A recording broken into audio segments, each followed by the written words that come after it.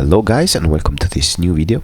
In this one I wanted to talk about some interesting techniques with frequency separation. Okay, so let's get started. Before doing anything, you want to set your frame format in the preferences to 16-bit float at least, or a 32-bit float. Okay, so let's start with the basics. So what is frequency separation? So we can use a blur node and a channel booleans to basically separate the high frequencies, that means the details, from the low frequencies of an image. Let's say the color, but it's not exactly technically correct to call them the colors, but anyway. What we want to do is to pipe the original footage in the background of the channel booleans and the blur into the foreground, and we want to set the channel booleans operation to subtract and the alpha to do nothing. As you can see, if we increase the blur size, we are basically getting this image, which is exactly the high frequencies that I was talking about. And if you look at the blur, these are the low frequencies, where basically we have no details at all. So probably some of you who's familiar with After Effects or Photoshop is more familiar with something like this. Let me show you. Something like so. This is what you would find in Photoshop, or for example After Effects or something like that. This is a high pass. It's called like that because you're basically keeping only the high frequencies of the image. So let's get rid of this brightness contrast, and let me close the circle with another channel booleans. And if I pipe in this one also, and we add those together and do nothing in the alpha, we are back to basically the original image. The order of this is unimportant, because since it's an addiction, the order doesn't matter, because you know the operation is commutative. So yeah, basically this is the fundamentals of the frequency separation. Now I'm showing you with a, let's call it a beauty shot, just because it's the easier example that I could think of, but you can use the frequency separation on a bunch of different things. Okay, so let's take this small setup a little bit further, and for example you may want to use, for example, a different blur than the one you're using to extract the low frequencies when you're adding the high frequencies back with the channel booleans. So let's try that and see what happens now if I increase here the size of the blur. Okay, this can be a little bit confusing, so let me do something like this.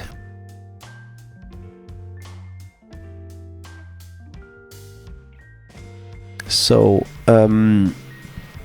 what I'm basically merging this setup on top of the original image, and let's use a polygon mask to basically do something like this. That could do. And let's watch what we have. Let's increase a little bit of soft edge in here, and we may want to decrease the blur size in the high frequencies, and we may want to increase the blur size in the low frequencies. And as you can see, we're getting a very, a very good smoothing of the skin itself. We may want to not overdo that. And because also, look what happens here. See some of the colors around what I'm including with the matte here is basically bleeding in my selection. So let's bring this a little bit further again, and we can avoid this to happen by just using a edge extension. So let's borrow this one for a moment, and we want to go back here, add a brightness contrast, and we want to have it right here, and just use the brightness contrast to basically multiply the mask. So this is what we have, and we also want to add a channel booleans again, and in these channel booleans we want to set the operation to divide, and we want to divide all the channels by the alpha channel. And here in between these two nodes we want to add a blur. So just have a look what happens. As soon as we increase the size of the blur, we are basically extending the edges. Alright, as you can see, we have this black edge here, which we can avoid by adding a change depth here, and we can basically set the depth to 30-bit float, and basically, we avoid that glitch. Okay, something that we want to do now is to basically let's do something like this. We want to merge this one on top of this one, and let's do this. Sorry, it's the other way around, so background, foreground, and as you can see we have the details and the edge extension. Now we have to set everything like so.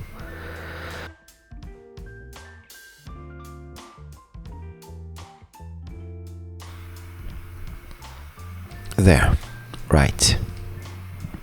Now we want to copy this blur here and remove this one and paste an instance of that blur to use as the low frequencies.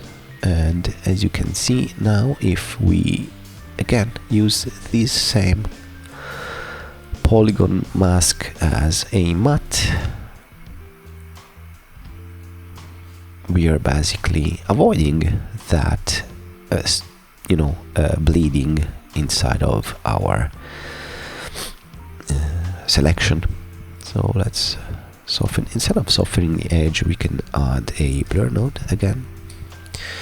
That could be an issue if you don't pipe it in correctly. So something, I would say something like that could be okay. Yes, I think it's good. Let's see the before and after. Very nice indeed. We can also maybe decrease the details a little bit more. Yeah, as you can see, the result is pretty nice. I'm obviously overdoing this. You don't want to to soften the skin way too much, but yeah, I'm just doing that for the purpose of this tutorial. Let's add a little bit more mattes. Let's add another polygon mask, and maybe we can add one polygon mask in here. Yes. Let's see what happens if we try and soften this right here a little bit more. Let's see with another polygon mask, and let's do something like this. Okay, so as you can see, we have a pretty nice result, but we are not capable of removing this as much as we would like to. Let's see what happens. You know, if we go too low with the high frequencies, you know, you lose all the details and you don't want to. So let's see if we have a different solution for that. Maybe we can increase this one a little bit more, but see, that doesn't change the thing as well.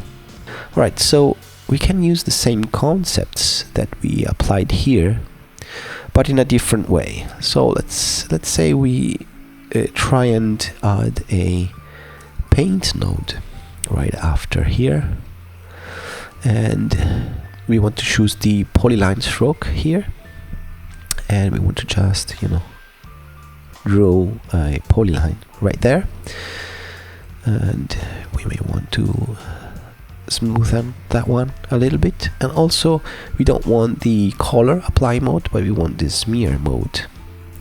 And let's see if we can better see what happens in here. Let's go into the modifier. Yeah, we are basically applying some kind of directional blur, I would say, to the image. I don't want to increase that too much. I guess something like so could be good enough. And then we want to do the same thing that we have done in here, so that would mean adding a channel booleans again. This one goes in the background, this one goes in the foreground, and we want to subtract and do nothing in the alpha. See, this is what we are dealing with. These are the high frequencies that we want to keep, basically. And then we want to branch out of here and add another blur node, just as before. And we want to add another channel booleans and add those two together again. See, we are getting, everything is blurred, of course, and this one is we are getting back the details that we have extracted here. Okay, so in the paint node, again in the modifier tab, we want to click here and add a keyframe to our shape, to this shape basically. Let me see if that's in the correct position. I would say it is. You have to be fairly precise. Okay. So what we want to do now is, again, from, let's say here, we want to merge. And again, probably I'm doing this the wrong way. We want to, turn around everything. Now we want to add a mask paint. And in the mask paint we want to again select the polyline stroke, and without doing anything we just right click here and connect to polyline stroke 1 polyline, and we have the same polyline as in here. So for example, I'm not going to, but if we can animate this polyline and just, you know, use that same polyline twice in the mask paint, and we basically have a mask for that.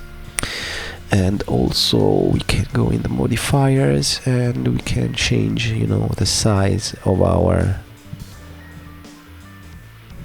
mask, which is nice and everything. Yeah, Alright, so how is this going to be useful? Let's have a look what happens if I increase the blur size. See? This is basically disappearing now. And if we change the strength, we can maybe not, sorry, let me hide the spline. If we change the softness, we can bring back the details there. So I think something like this could be a good value there. So let's see the before and the after. And as you can see, this could be very useful if you have, let's say, some very deep creases. Like, I don't want to do this one because, you know, this is very natural. I mean, this one is also very natural. You can, of course, go into the merge and, you know, dial that in so that is not too much. I know, again, I'm overdoing this just for the sake of this tutorial. But, you know, this use of this mirror tool is very, very interesting. Let's see if, for example, a different picture or a different video, I would say, let's say like this, we can do something about this hair. Maybe with the task for this is remove the white hair here. So let's try that. And we want to add a paint node, and in the paint node we want to choose the polyline stroke. Again, we want to draw our polyline.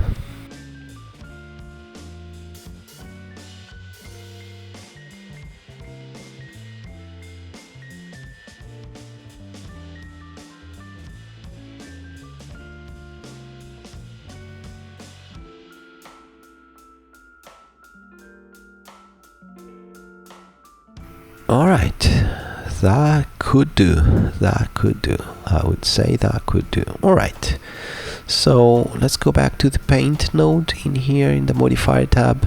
Let's open everything in here. We want to increase the softness here, decrease the size. We don't need much of that for sure. Something like this should be okay, and something like this should do the trick. And then we add the channel booleans, and again this one in the background, this one in the foreground. Subtract, do nothing. We have our high frequencies extracted, and then we simply add a blur node.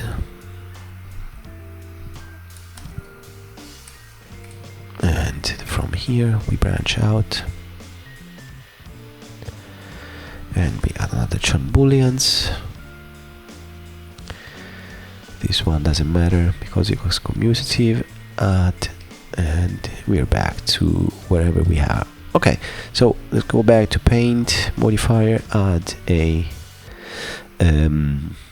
right click, a keyframe, and see we have a polyline stroke 3 that we want to keep in mind because we are going to add a merge node here.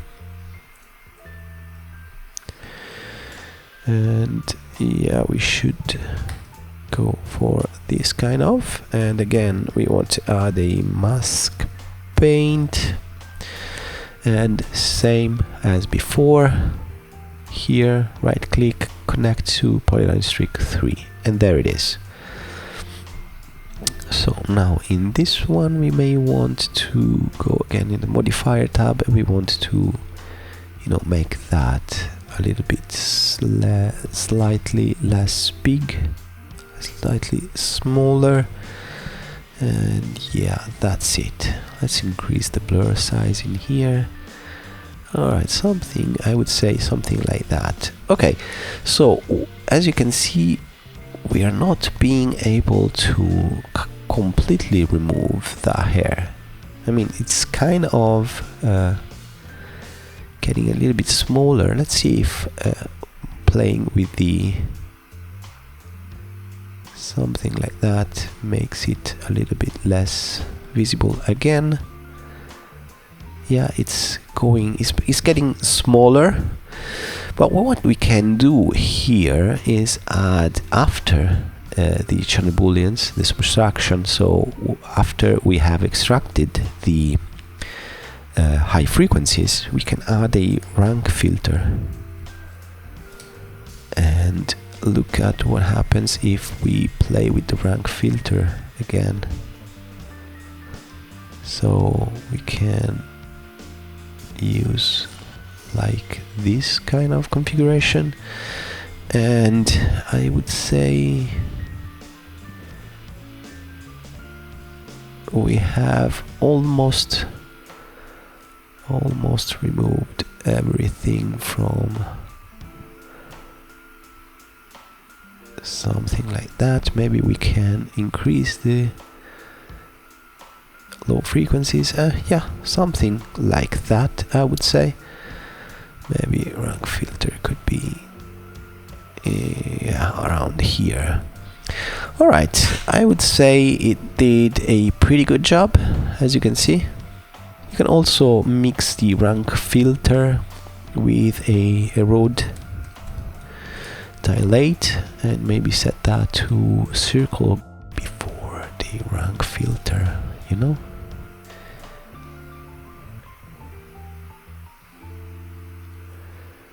Yeah, like so.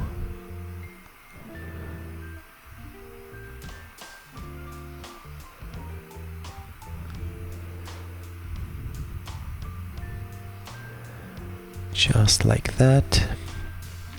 Back in the mask, something like this.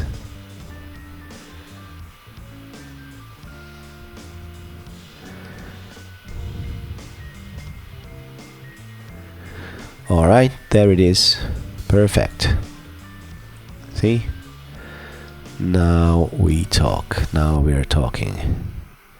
Right, so what you can do now is, for example, let me do just that for the sake of this tutorial. We can go into the modifier tab, and with the selection here, yeah, there it is. See, we can animate this and see what happens.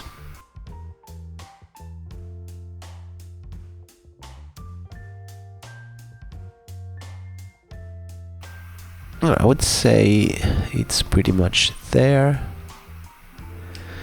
Let's see how it works to see the result.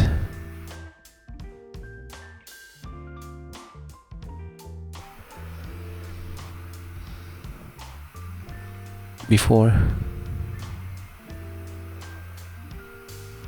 after, without any cloning. So yeah, these kind of things that you can do with the power of frequency separation is pretty awesome.